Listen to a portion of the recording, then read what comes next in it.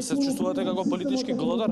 Па не, мислам дека неам многу време за тоа. Профилите што ги следам не се многу поврзани со политика, морам да признам. Едноставно одвојувам од мојот ден, од мојата сабота, за да дојдам за утре да не морам да го правам ова. Дали се чувствуваш како политички глодар?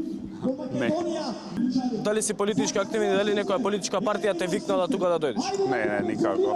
По своја волја сам си дојдов да видам. Како би им одговориле на оние кои што велеа дека овие луѓето што тука се собираат се политички глодари и дека се стаорци на кои што им треба дератизација? Кој си ја има мувата на капата си ја ишка, мислам што може друго да кажат освен тоа, како може да не сватат дека 90% од населението е незадоволно. Само тие што им е ветено дека нешто ќе добијат од владата, само тие не доаѓаат на протест. Иначе да анкетирате од врата на врата да одите, ја мислам дека 90% од нормално население нема да биде задоволен не од оваа, и од претходните влади 30 години наназад. Нема разлика тука. Нема разлика, мислам.